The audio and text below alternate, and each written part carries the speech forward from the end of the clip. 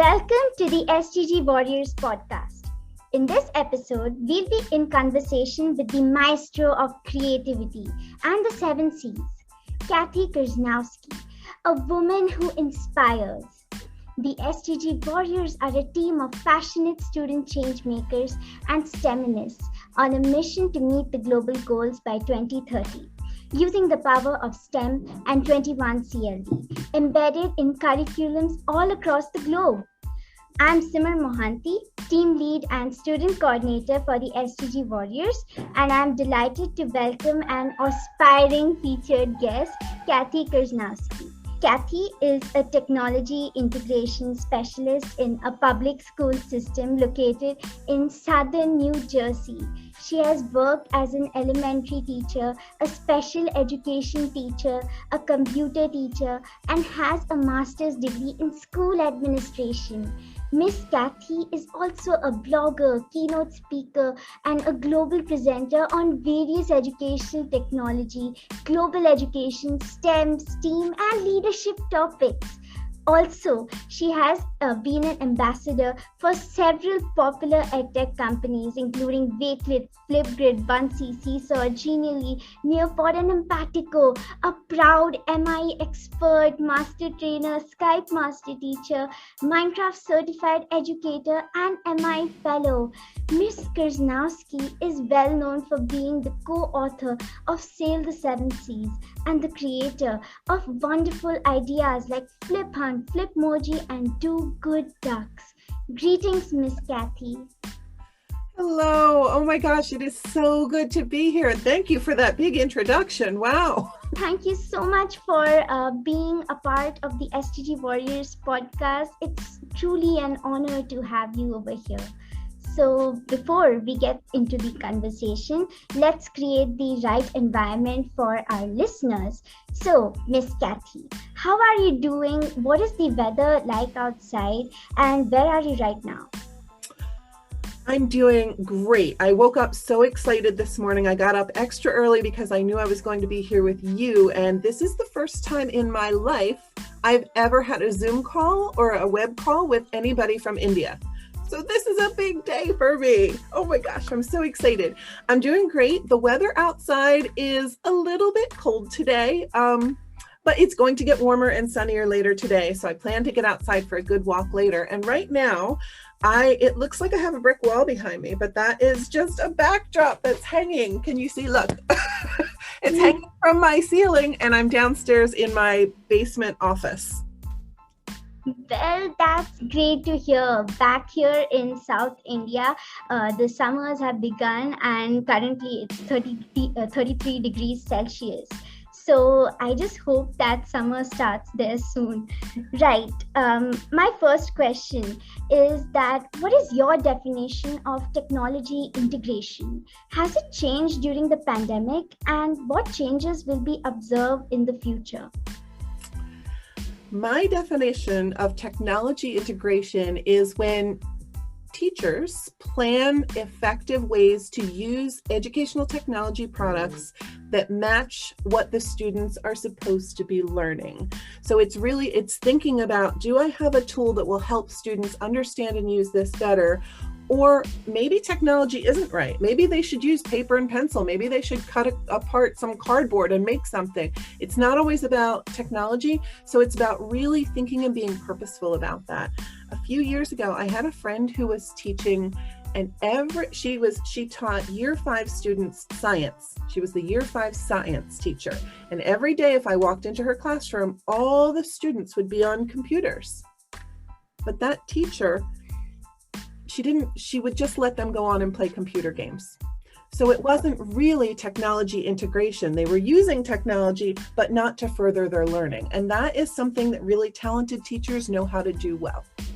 That's such a wonderful thought that you've shared right now. So the focus should be on learning and not the tool always.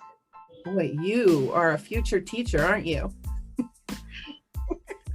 You've got it, definitely. And you as a student, students should always be able to use their voice and say, hey teacher, What is my learning goal? By doing this activity, what is it that I'm supposed to be learning? And if students in that class had asked that at the time, I know that the teacher wouldn't have been able to give them a good answer. So students, you have the power to check that with your teachers by using your voice and asking that question and saying, what is the purpose of this activity? How will this help me understand the subject matter more deeply?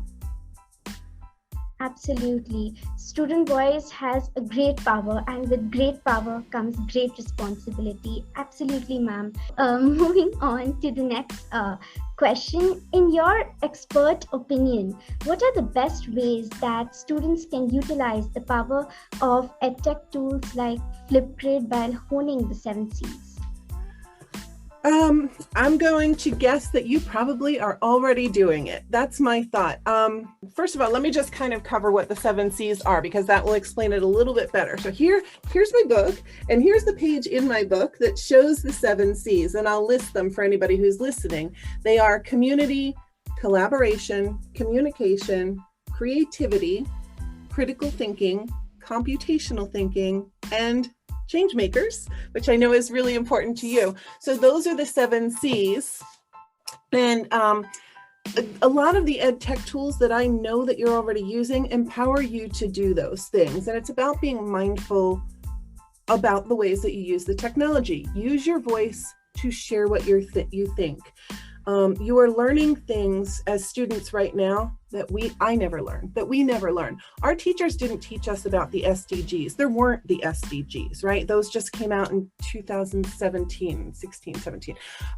So they're fairly new. We weren't as concerned with saving our world. We weren't as concerned with feeding the hungry and gender equity and all the things that come along with that. Teachers now are teaching that to students. Students care because they've been made aware. So teachers bring awareness, students bring the care, and together there's some power to change the world because you're so invested so deeply. So those 7 C's, you're going to use things like communication to make that happen, right? Whether it's through a blog or a video that you create, or just talking with people and sharing what you think, or making posters, you're going to communicate that. You're going to collaborate to make it happen. Nobody can do it alone. You can do baby steps, but aren't we better when we work together? So you'll collaborate to do that. You're going to use creativity because you're probably going to think of things that have never been done. So EdTech tools like Flipgrid, where you're sharing those ideas and putting them out there, or Wakelet, where you're making collections of ideas that you can share them with a simple link, so it's out there in the world. Computational thinking is about planning strategies. Computational thinking is really just having a pattern or a plan. Critical thinking is problem solving. I know that you're doing that with the EdTech tools that we have. And obviously, if you're doing all those things, you're going to achieve our 7th C that we listed, which is change makers. And we know that you're going to do that because your teachers are empowering you to think that way, and you have the passion in you to do it. Truly, the last C that you listed, change makers. We need to be the change makers of today.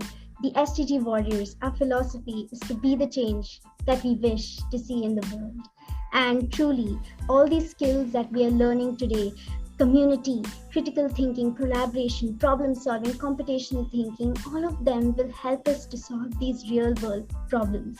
So based on your experience during the pandemic, has a new C come into your mind? Yes, it's probably not one that I would add to the book, but it's one that I think about every day. I'll bet you do too. I would actually love to hear your answer on this too. My 8th C, if there were to be one, would be compassion. This has been hard. This has been hard on everybody. And I think it's changed everybody in some way or another. I can tell you, for me, it's changed me in a way I never would have thought. It's made me more of an introvert.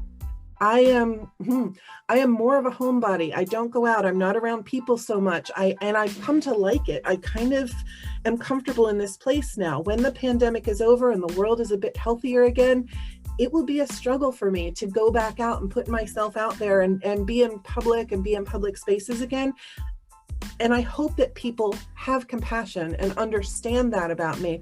I'm not being reclusive, and I'm not being aloof, or it's just, it's a new way that I'll need to learn to be. And I'm trying to be compassionate with other people who have changed due to the pandemic too. Did you have an 8C in mind when you asked me that question? Is there one that pops into your mind? Actually, it's not a C, it should be kindness and empathy. So at this point of time, the most important thing that we need to do is be kind to one another, have social emotional learning, be mindful, have some self-care, spend time on caring for yourself, because this is a time for everyone to rejuvenate. The world is locked down. Like, when does that actually happen? It happens hardly. So right now, what we need to do is to make use of the pandemic and come up and rejuvenate and be the best version of yourself. So I absolutely agree with you, Miss Kathi. The 8C should be compassion. So the next question is, how have personal experiences influenced the creativity that you have? I think creativity has probably always been part of me, but I've realized in the past several years, I've realized that there are kind of two times when creativity comes out of me the most. One, it's when I'm thinking about or using something that I'm very passionate about, that I'm really invested in, that I love. So, that could be my family with photography, or it could be, and often is, EdTech tools that I love. That's a big part of my life. It's a part of my job, but it's more than my job. It's something that I'm super passionate about. So finding new ways to use those and share those, that's something I don't do because I'm paid to do it. I do it because I love it. And so it's really fun to come up with new and exciting ways to do that. I have, I posted online this morning, I have a couple of quotes that I live by, and they're hanging here on my office wall. And one of them is, leap and the net will appear. And so it's about taking risks and trying new things and being okay with failure, right? I know in your SDGs, you do a lot of this too. You're going to try things and see what sticks. So that's one big thing. I will be most creative when it's something that I'm passionate about. And the second time I'm most creative is when somebody asks me for help with something. It brings out something in me that I am just driven to say, wow, you don't know how to do that? I don't either, but let me dive in and see what I can come up with because you need something. And I love to do that for people. So even if I don't know a whole lot about it, I'll get passionate about it in an effort to help somebody else. And that's where my creativity just comes from. I seriously have goosebumps right now. I absolutely agree with you that yes, there should never be any regrets in our life, and we need to be fearless and do the things that we are good at. Use your creativity to do good for others. So you are also known for the art of app smashing. So as a student, I would like to know that how can students master the art of app smashing? Well, I can answer that one quickly with 3 words: play to learn. Play to learn. My friend Ann Cosma from Flipgrid, she works for Flipgrid, she always says, push all the buttons. Yes, you can't mess anything up. Push all the buttons, try all the things. I attended a webinar on Friday night about a software that I had been using called Screencast-O-Matic. I've been using it for 10 years. I watched that webinar and they showed me new places to click on that screen that I had just never clicked. And oh, there's so much more that it can do. So guess what I'm doing today? I'm going to play. I'm going to play to learn. And as you're playing, that's where the inspiration, that's where the creativity comes from. So it's really just a matter of carving out a little bit of time. And I hear about good tools. Of course, I put them in a Wakelet, right? Because that's where I store things. And then when I have time, I go in there and I just play. And sometimes I'll think, oh, Flipgrid would work really well with Genially on this. Or I could make a Buncee and put this in Wakelet and have 12 other Buncees. That's where it comes from. It's just play to learn. That's such a wonderful motto that you have given to everyone, to all our listeners at this point in time. Play to learn. Do explore everything that you can in a particular way. And the most wonderful thing is that our listeners, students, children, we all love to explore, and we all can so resonate with your thoughts, your passion towards playing to learn. So, your opinion, At what age should students be introduced to the world of social media, and how can students utilize social media for good? This is a tough question because I believe this is tied to the maturity of any student and the awareness of any parent or teacher. But ultimately, here's my model I would suggest for exposing children in general to social media. In the beginning, it should be done gently through modeling. So parent or teacher has a social media account, and maybe if it's a teacher, maybe they project that up on the screen in the front of the class, or if it's a parent, maybe you sit next to each other on the couch and the parent shares his or her social media, or the teacher has a class account and the teacher is the only one posting and remarking and showing the students. The students don't have any input in the beginning. It's just a matter of watching it, seeing how it works, learning what things to avoid. And I kind of hope some of those come up because that's how students will learn what's good and what's not good. So it's great to have discussions around that while it's happening in an authentic teaching scenario. And then the next step would be invite the students or children to participate in that. So now we're going to have a shared social media account.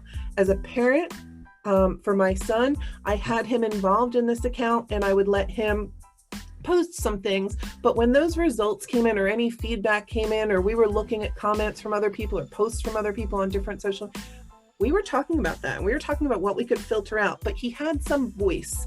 It was just shared. It was really monitored by me in a protective way, but a permissive way in that I was allowing him to get out there. And then gradually to give him more control over that, and I don't know that there's an age. I think it's a matter of doing good teaching until they're ready to fly and go out on their own. That's the best answer I can give for that one. Modeling and then starting with the trainer wheels like we have in cycles, and then when you're ready to cycle alone, just let go and explore. That's such a wonderful strategy that everyone can apply to get started with social media.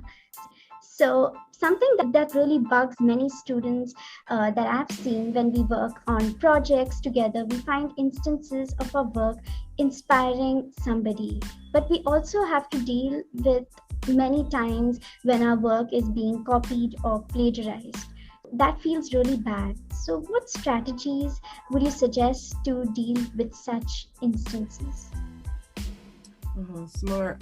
This is a hard one for me to talk about, but a good one because I'm not an expert at this yet. And I will seek advice from everybody who is listening to this podcast. I would love to have some answers for this. Here's an example I can come up with. What if Kamal had challenged everybody in your class, in your group, to come up with a new game for Zoom, right? A game that people around the world could play while they're on Zoom, something that's never been thought of, but would be highly engaging and kind of be a new way to Zoom, something that people would look forward to, maybe even something that people would pay money for at some point, but a new concept. And let's say you came up with that and you came up with, I don't know, Zoom a game. And it was a great game, but somebody in your class or somebody, maybe you posted it on Twitter and somebody who saw it renamed it Zoom a Play. And it was basically the same thing with maybe one or two little tweaks, but it was your idea and you knew it was. And somebody has taken that from you. It's okay if people take your Zoom a game and play it, right? Because that's what you wanted. When you created it, you put it out there with the hope that people would play it. It's a different thing when somebody tries to say, I invented this. It's called Zoom a Play or whatever, and they rename it, and it's basically your idea, but now they're putting it out there repeatedly like it was their own and trying to get credit. This has been happening to me with actually one certain person has sort of been doing this to me for almost 2 years, repeatedly with various different ideas. And for the first year, I just would get very upset about it. I didn't know what to do about it. I certainly didn't want to go out on social media and say, hey, don't steal my ideas. I share ideas because I want people to use ideas. I just have a problem, as most people do or would, when somebody brands that as their own and tries to almost remarket it under their own name. And so in January, I made it a personal goal to find new ways to combat this, because the person is still doing it to me. And she continues to kind of put ideas out there. And I have to do this very gently because it's a difficult space to navigate. So I've been having, I've pulled back from being so much on social media. I'm doing less tweeting, less Facebooking, less Instagramming.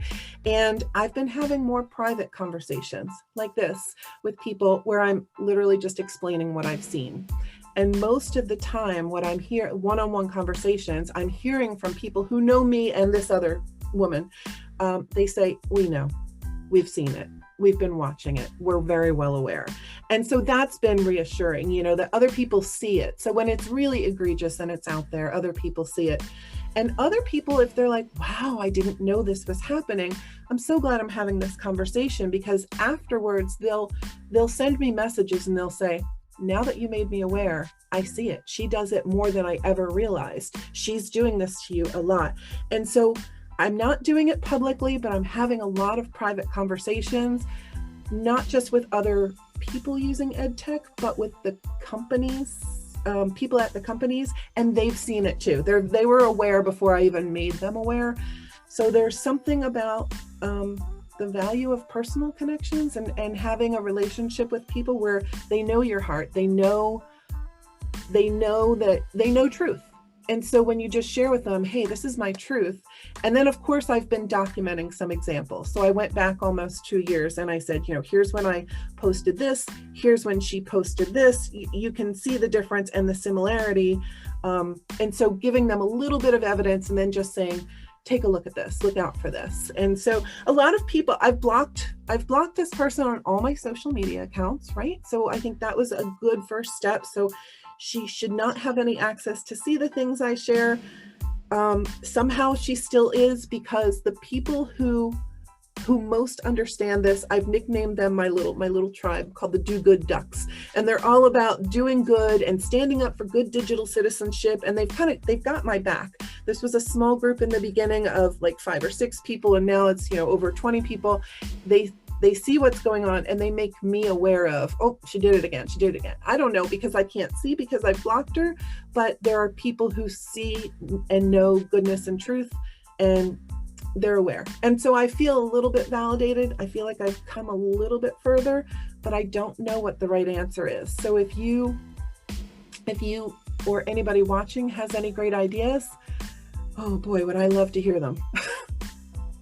Absolutely.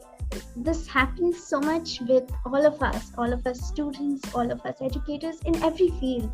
And this is a topic which is not much talked about, because people generally don't talk about all these tricky subjects. They are nicknamed as tricky subjects, but this is the most important lesson that we all need to learn, that how to actually come back and how to respond whenever such things happen. Resilience and dignity are the 2 most important skills that I'm learning from you right now during this conversation. You inspire all our listeners. And if our listeners have any ideas and thoughts to share whenever something of this sort happens, if something of this sort has happened with them, and if they would like to share their voice, they can drop in a voice message and perhaps we can feature them in our podcast. It's the platform for sharing everyone's voice. Moving on to the next question. As students, in your opinion, what will schools of 2030 look like for students and for educators? I am hopeful, aren't you? I am hopeful. I think the pandemic has been a scary, awful thing, but it has brought about some change that's pretty darn exciting too. I think that in 2030, we will definitely be more digital than ever, right? But we're going to have, thankfully, the opportunity to balance more. So we've been exclusively digital for the past year, right? So much digital that we all have Zoom fatigue and we don't want to watch one more webinar. We don't want to have one more online. It's too much. But I think by 2030, we will luckily have the opportunity to balance that. So there'll be a good mix of digital and offline kind of learning. I think that this has made the world aware that our schools, our students need access to technology. Everybody needs a device. All students need a device. And we need good Wi-Fi, or places where students can get Wi-Fi so that they can access the internet. I think that's going to be a universal global goal going forward. I do. I think that we will definitely, this one's so interesting, we will definitely become more globally connected. So Skype's been around for a long time, right? And Zoom's been around for a long time, and WebEx and Teams, you know, these platforms to do video connection have been around for a while. I can't tell you, I work with teachers. There are so many teachers that I worked with who knew it was there, but never touched it because it was that thing. They were a little afraid of it. They didn't know. Well, they all know now because they've had to use it. So the pandemic forced people to learn something that they were a little bit afraid of. But now that they know it, they can never not know it. They can't unlearn it. So it's part of their life and their teaching. So if you can connect with your class here in New Jersey to do a little lesson, you know, about math, you certainly can connect with a class in India to share a lesson about math. And so I think forevermore, we will be more globally connected than we ever have been before. And the last thing, I think there will be more choice, more student voice and choice.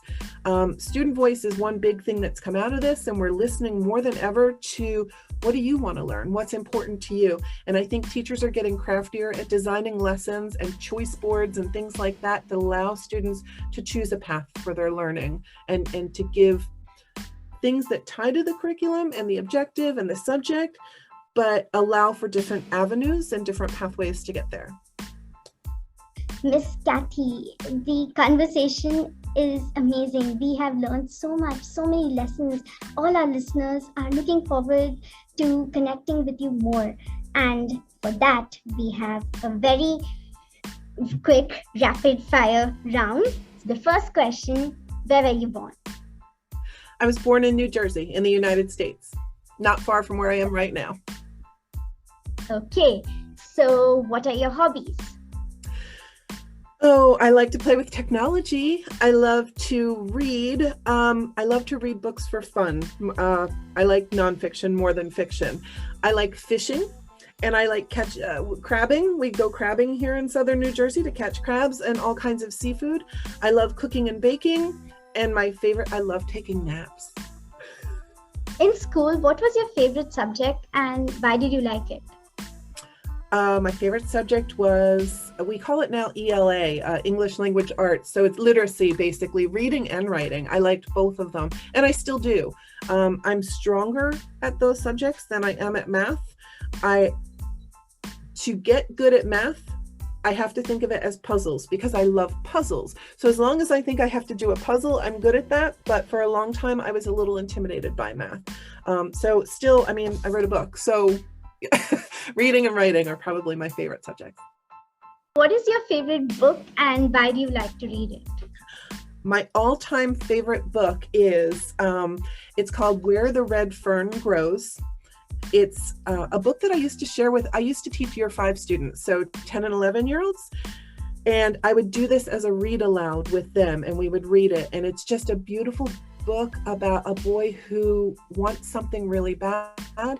He wants puppies. So he works really hard for a really long time to get these puppies. And then it's about this relationship that he has with these dogs as they grow. And it's just a beautiful story. It's my favorite. Where the Red Fern Grows by Wilson Rawls, Rawls.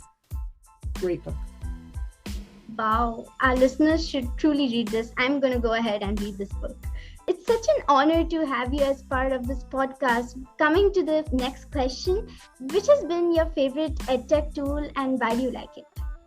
I'm going to go with Flipgrid. They have been so good to me and they're so good at building community. So the community itself has been wonderful, but the tool, I've been with them for so long and I've watched it evolve and I've watched all the new features be added, and I know that you have too. And so it's been a fun journey because I've been with them for so long, not the very beginning, but pretty close to it.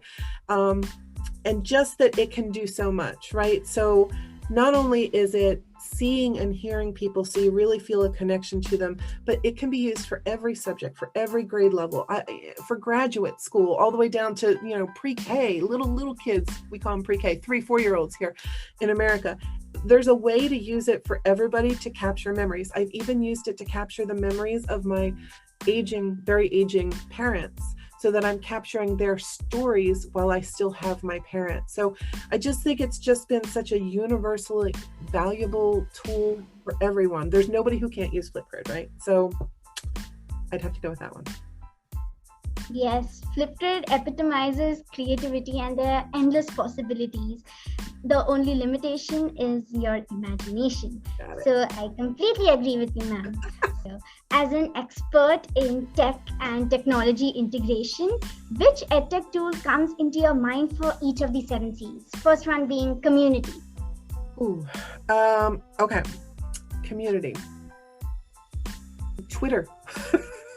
I do a lot of my learning. I build my community on Twitter, so I know that might not be the best way for, I don't know if students are allowed to use Twitter where you are, but that does it. For a safer community building, I would have to say Flipgrid because of the way you can see and respond to each other's posts. So for a tool used in the classroom, probably Flipgrid. For me, it's been Twitter.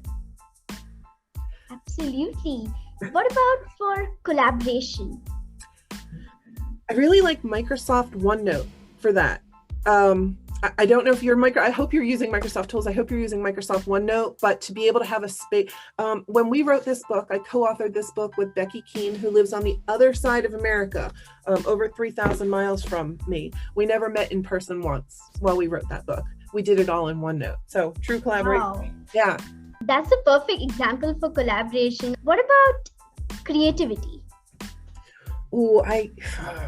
I love tools like Buncee and Genially for things like that. I like open palette things. And I like when you use those, don't start with a template, start with a blank slate, and just jump in and start creating. I think there's so much that can be done with tools like that and all the things that can be added on. If you've ever used Buncee, you can add audio into that. You can add video in that. If you've used Genially, you've seen that you can create infographics, you can create static images with little interactive push points. You can create, sky's the limit. You can pretty much do anything with those two creative tools. I love them.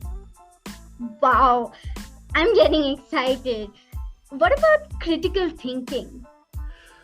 Critical thinking. What's a good one for that? You stumped me.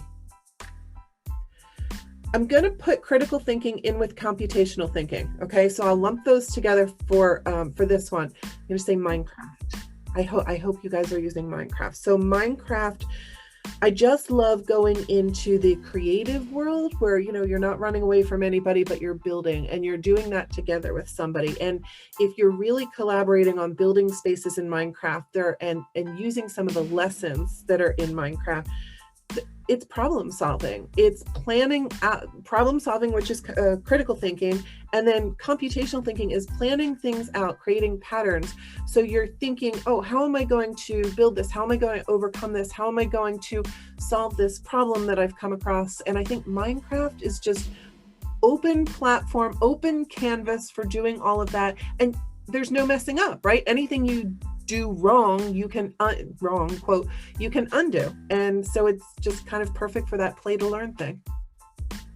Minecraft transforms us all into mini architects. All of us love Minecraft, and that combined with coding, it's mind-blowing. So I truly agree with you, Miss Kathi. Now, coming to the last C and the most important one for today's world. One EdTech tool for being a change maker. Well, I'm not going to give you one. I'm going to say combine them all, because change making means sharing your voice. And so you have to reach an audience in order to do this. In order to be a change maker, you've got to reach an audience. And everybody learns or receives information differently. So you've got people who are auditory. They're going to, if you're sharing your voice via a podcast and they can listen in their car or on their phone while they're on their move, and that's how they're going to get that information, then they need to get it that way. Some people need organized lists. Create a Wakelet for those people. Those are sequential people who like having a visual that they can scroll through with lots of resources. Some people need this kind of a face-to-face, audio plus video connection. Flipgrid and shorts videos and sharing those out and creating videos, even with things like iMovie or, different products that we haven't even mentioned here yet. It's going to be use all the tools to get the message out to everybody so that everybody can hear you wherever they are, where there are places where they like to get information. Go wide, go big. What's been your favorite app smash and why do you love it? I did a really fun webinar for Genially back last summer with some other people. Oh my gosh, it was so much fun because you can literally app smash every one of those other tools that we mentioned and far more with Genially. So I did this with my buddy Seth Fuel from Texas, and we co-planned and we co-presented this webinar, and we weren't even sure how many app smashes we had in there, but we told people at the beginning of the webinar, please get a piece of paper and keep track of how many of these things that we're saying. And we didn't know until we got to the end that we had over 30. I think we had 33 or 35. I'm not sure what the end number was. Different things that we app smashed with Genially. And that was just so much fun to come up with those creative ways to do that and to inspire people and to teach people a few new tools that they hadn't heard about because we embedded them in this Genially. It was really fun.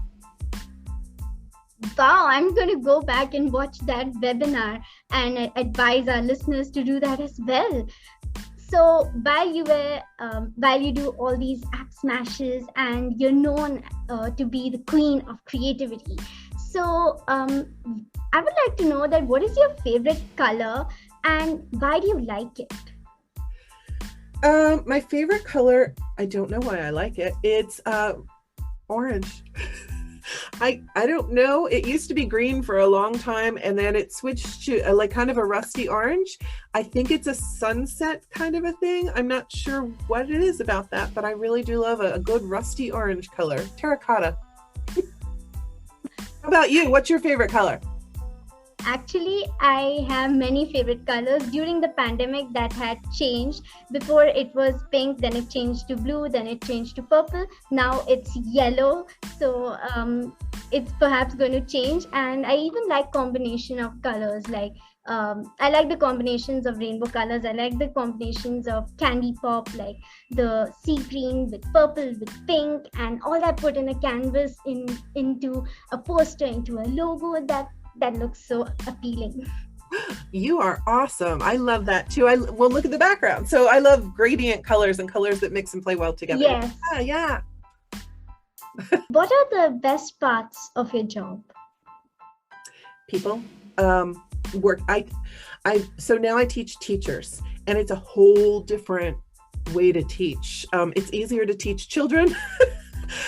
Teachers are a little bit harder to convince to try new things because they're set in their ways. And I love building relationships. That's what it's all about, building good relationships and share. You can see that I'm excited. So I pump this enthusiasm out at teachers, and it's about doing that, whether it's with teachers in my school district where I work or teachers, across the world where I do webinars or I do workshops or I've traveled to other countries and done presentations. It's about this enthusiasm, I hope is contagious, and it brings people in to get them excited about using some of the things I'm excited about. That's my favorite. Wow, people, absolutely. As students, our favorite part is connecting with our friends more than studies. We get excited about meeting our friends and forming the social connect during this pandemic. Because of the pandemic, that was something which was less, like in Google Meets and in video calls, the same feel is not there. So that is being less during this time. So what are the worst parts of your job? The worst parts. Regulations. I don't know what it's like in India, but here in America, there are some things that we have to do that are regulated, that are red tape kinds of things. Standardized testing has to go away. This once a year big test that all the students sit down and it gives that once a year score. That's terrible. That's not how we should grade students. So that's not too cool. And there's a similar thing in place here in America for teachers. And there's a whole bunch of paperwork that takes us hours and hours and hours and hours to do that basically documents the good that we're doing anyway. And it just takes such an amount of time away from teaching. So all these regulated things, that's kind of what's got to go. I think good teaching is good teaching, and we know how to do that. Let them trust us as professionals, let the kids enjoy the learning, and just let it happen authentically, not so much regulation. Regulations act as a boundary to creativity. So I can resonate with your thoughts over here. What's been the most proudest moment so far in your career? There have been a lot. Right now, this is a proud moment in my career. Like I said, this is my first time ever connecting with somebody from India. I can't believe it took me this long. So that's super exciting. I'm an MIEExpert and an MIE Fellow. That's been a highlight of my career. A couple of years ago, actually for a few years, I was able to travel to England and present at a huge conference called BET in London. For me to be on a big stage in London teaching teachers, that was pretty huge. And hang on, I'm going to show you. Oh, this one is a big deal to me too. So I don't know if you can see, this is the Flipgrid Student Voice Ambassador of the Year Award that Flipgrid gave me in 2019 when I was on stage in front of about 1,000 people. It was just a huge deal that they chose me out of everybody for that. So there have been many, and I've been very, very lucky. Is there any message that you would like to leave with our audience? That is, what do you think should be the biggest takeaway that they should have listening to you? I have the biggest takeaway.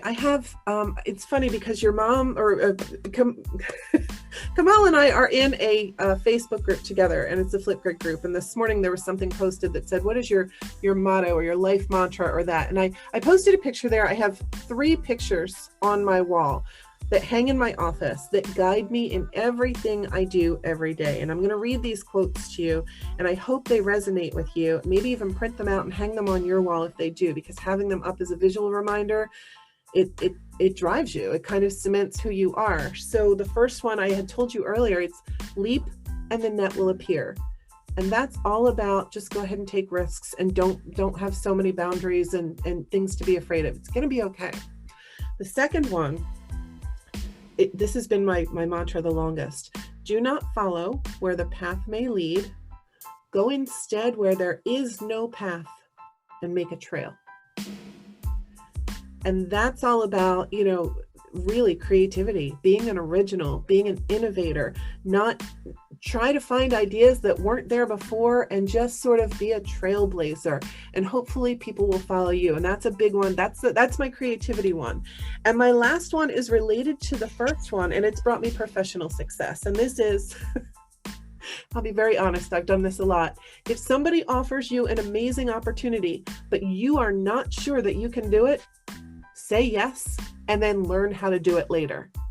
And I have done that so many times where people have said, oh, would you do this? Even hired me. Would you do this job for me? Sure, I'll do that job for you. I have no idea how to do that job.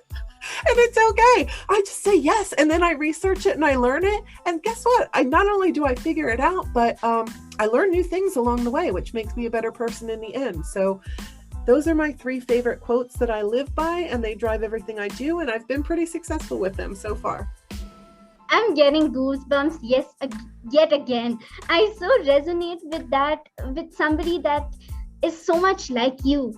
And this is what happens with me almost every day. This podcast that our listeners are listening to, this is a completely new venture that I've taken upon, and I'm representing a student community, the STG Warriors. It is such a big responsibility. I've never done it in my life. I certainly think that what if I go wrong?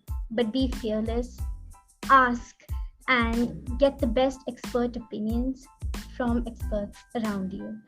Well, it was so wonderful to hear from you, Miss Kathi. Wrapping up the conversation, the last question, who inspired you?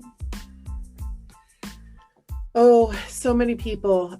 Many teachers over the years have inspired me. I had a 5th grade teacher who was very hard on us, but she had high expectations. And so I try to be the same way, not so hard. I'm a little bit softer and a little bit more friendly with people, but I think having high expectations of other people honors them, because you say, I believe in you, and I think that you can do a lot. Of course, my parents, my mom and dad, who I'm lucky to still have, they live in Florida in the United States. So they have taught me, they've made me the person that I am, right? So a lot from them. And I'm also going to say, my husband is one of the best people I know in the world. And I married somebody who is better than me, smarter than me, but my equal. And we make each other better. And lastly, my son is 22 years old. He's a student at the University of Florida. And I know that I have raised a better person and a more ambitious person and a more talented person than I am, which is the goal of any mother. Any mother wants that. They want their child to be a step above what they ever were, and he is. And so I learn from him every day, and I try to be better every day, because I want to set a good example, and I want to learn from his example. So we can learn from our children, we can learn from our students. Absolutely, Miss Kathi. Learning from students, being fearless, driven by passion, and being a trailblazer. Those are the words that describe you, Miss Kathi. Carving your own niche and inventing and innovating, not imitating. That was creativity, the maestro of creativity, Miss Kathi Kersznowski. It was a great conversation, Miss Kathi. Thank you so very much for being part of the STG Warriors podcast. You continue to inspire us all in the student community.